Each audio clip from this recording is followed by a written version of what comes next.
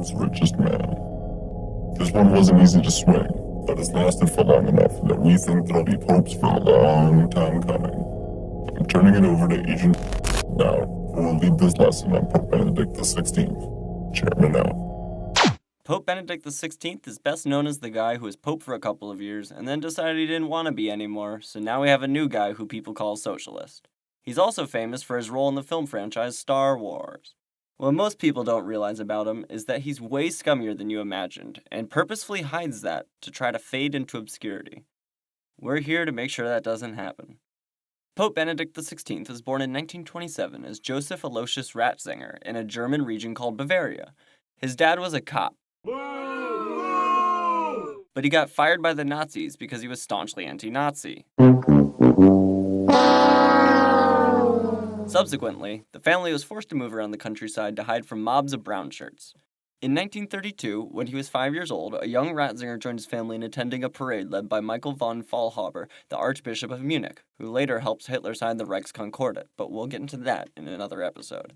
5-year-old Ratzinger, or Ratty as he probably wasn't called, was drawn to the luxurious allure of the Archbishop's adornment. His brother George was later quoted as saying what fascinated little Ratty so much was the Archbishop's knickerbockers. He was soon known to reject sports and other worldly and secular pursuits, engaging only in fashion and theology.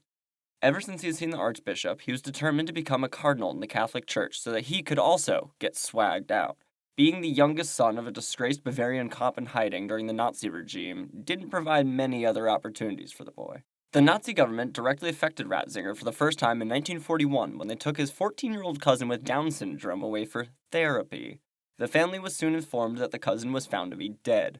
The following year, the youth seminary Ratzinger was a member of was annexed by the Nazis and integrated into a branch of the Hitler Youth. If he was to continue studying theology, he needed to comply with the demands of the Reich.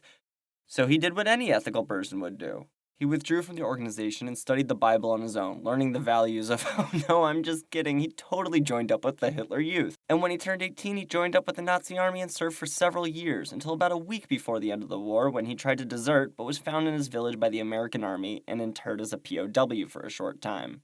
Ratzinger defends his actions by claiming he was engaged in passive resistance to the programs of the Hitler Youth, and that he had joined the Nazi army, or else.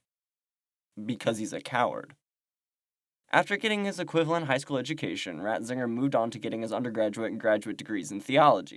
He espoused the opinion that all views should be taken in, especially different views, in order to fully understand an issue and make an informed decision. In order to demonstrate this, Ratzinger rejected the studies of liberalism and Marxism, refusing to go near Kant or Marxist philosophers. For the length of his graduate studies, he was attending universities in Germany during the turbulent decade of the 1960s. Ratzinger condemned student protests as violence in the streets and would reportedly run and hide every time a student protest was launched in the city. Basically, the rest of his career is normal and consistent for a man who strives to achieve the rank of cardinal. He gets his degrees, he did volunteer work, he got set up at some good churches, got promoted, kept his nose clean, and made the right friends. He played the game so well that he ended up becoming the most trusted advisor to the popular Pope John Paul II after losing an election to him. He was so trusted that when John Paul II died in 2005, the cardinals only took 2 days to elect Ratzinger to the pontificate. Ratzinger was reportedly dismayed and anxious about this, as he was 78 years old by this time in his life, and unlike the papacy, other clergy positions allowed a retirement at the age of 75. Which sounded very attractive all of a sudden to the man who had been running the papacy from the shadows for several decades. Of course, his ego and desire to wear the most exclusive garments drove him to accept. Plus, it seemed like he had the acceptance speech ready to go. Ratzinger behind JP2 assassination? So the first thing Ratzinger did after becoming Pope Benedict XVI was to investigate the church's alleged cover-up of clergy abuse over... Wait, no! He put on red shoes and made a highly controversial coat of arms with a racist caricature on it. The racist caricature, or in the words of the Vatican website, part of the mantle has the head of a Moor in her natural color, brown, isn't the controversial aspect. That's easily explained away as being a Moorish king from the standard of an 8th century Bavarian diocese. What got him in so much hot water was the inclusion of the mitre hat on top, seen as nearly heretical by cardinals because only lower clergy could represent themselves with this symbol. After tough negotiations, a compromise was reached and the mitre was replaced with the papal tiara, as represented here in the Vatican garden from his window after the change took effect. But being Pope was awesome. He got to wear red shoes. He got to wear the Pope hat. He got to wear a red cowboy hat. He got to wear a second Pope hat because the first one sucked. People criticized Benedict's expensive shoes, claiming that they were Prada leather shoes. Benedict laughed and proved that they were in fact not Prada. He had them custom designed by the Vatican cobbler. You can't get these in any store, he supposedly chortled to himself repeatedly. He was known in the church as the Pope of Aesthetics. He was also the first pope on Twitter. Ratty was happy. By now you're probably thinking, okay, this guy had some mild associations with racism in his early days, and maybe he's a little ignorant on how the world perceives certain images and ideas in the 21st century. What's so scummy about that? Well, he had some historic rough patches with Jewish and gay people. He adapted Catholic Mass across the board to be more traditional, include phrases like in the Good Friday Missive, a prayer that asks God to lift the veil so that the Jews may be delivered from their darkness. On gender and sexuality, Pope Benedict had some serious issues with repression, not uncommon for Catholics. As prefect of the Congregation for the Doctrine of the Faith, in 1986, he sent a letter to all Catholic bishops entitled, On the Pastoral Care of Homosexual Persons. The letter was in response to a perceived misinterpretation of his previous masterpiece, Declaration on Certain Questions Concerning Sexual Ethics, which he claimed resulted in liberal clergy adopting a benign approach to the homosexual condition itself. In 1992, he wrote a new bulletin declaring, although the particular inclination of the homosexual person is not a sin, it is a more or less strong tendency toward an intrinsic moral evil, and thus the inclination itself must be seen as an objective disorder. Since he believed sexual orientation was not equivalent to race or ethnicity, he sanctioned turning away homosexualities from receiving housing and employment based on their identity, saying it was not unjust discrimination to take sexual orientation into account when making these decisions. By the time he was pope and had even larger captive audiences, his persuasive techniques became best described as drunk uncle at a family gathering. In late December 2008, the Pope delivered an annual address to the Roman Curia where he attacked gender theories which he called man's attempt at self-emancipation from creation and called for people to respect the sacred order of creation set by God when he distinguished men and women. He saw the role of the church as having to protect man from self-destruction, saying gender roles created something like a human ecology. Rainforests deserve indeed to be protected, but no less so does man. In his 2012 Christmas address, after extensive adoration of baby Jesus, he brooded out about his trips to Mexico, Cuba, Lebanon, and Milan. Apparently, 2012 was a big year for the boys, as they had state visits and summits all around the globe and in the hottest tourist destinations. After these light opening remarks, and the assumed hooting and hollering by the frat cardinals in attendance, he immediately dove into the meat of his nightly drunken rant. The great joy with which families from all over the world congregated in Milan indicates that, despite all impressions to the contrary, the family is still strong and vibrant today. But there is no denying the crisis that threatens it to its foundations, especially in the Western world. The words of creation account male and female he created them. This no longer apply. No, what applies now is this. It was not God who created them male and female. Society did this. Now we decide for ourselves. He launched into a Ben Shapiro-like rant about gender theory, saying, in the famous saying of Simone de Beauvoir, one is not born a woman, one becomes so. These words lay the foundation for what is put forward today under the term gender as a new philosophy of sexuality. According to this philosophy, sex is no longer a given element of nature that man has to accept and personally make sense of. It is a social role that we choose for ourselves, while in the past it was chosen for us by society. The profound falsehood of this theory and the anthropological revolution contained within it is obvious.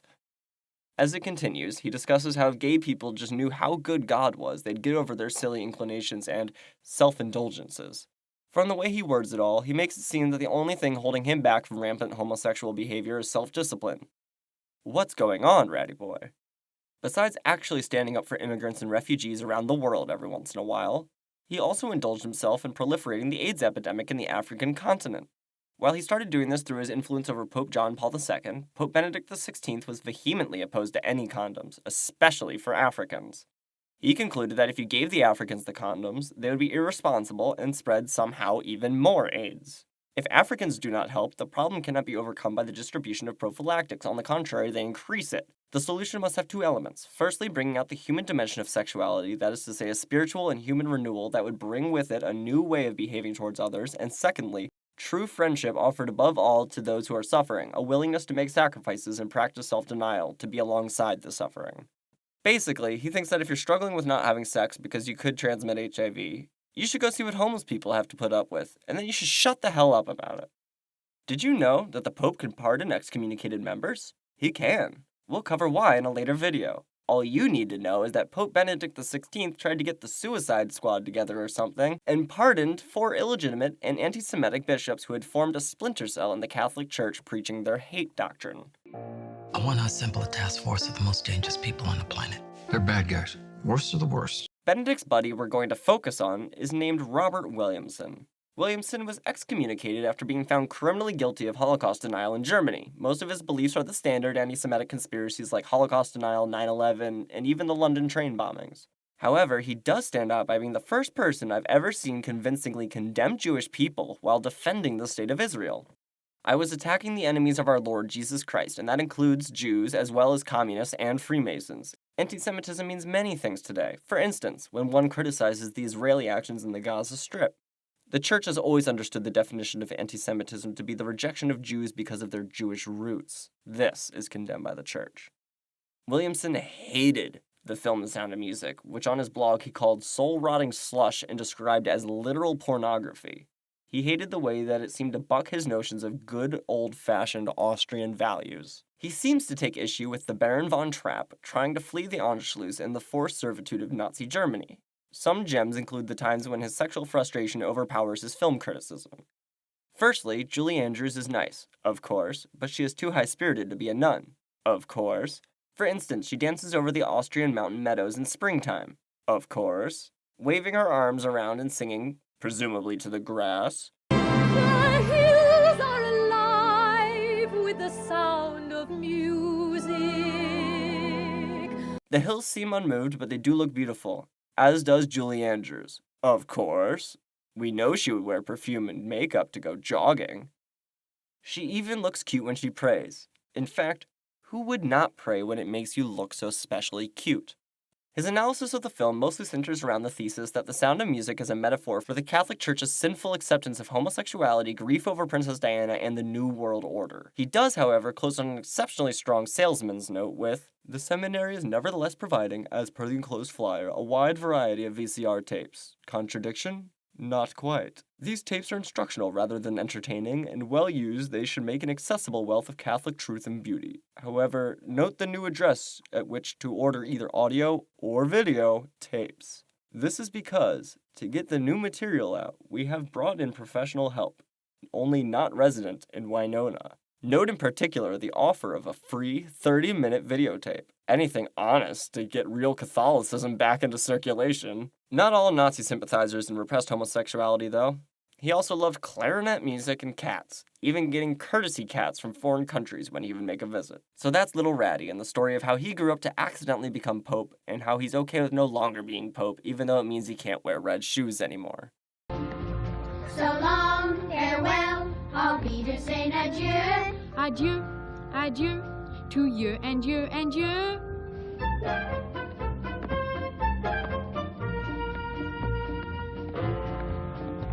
So long. Thank you, Agent.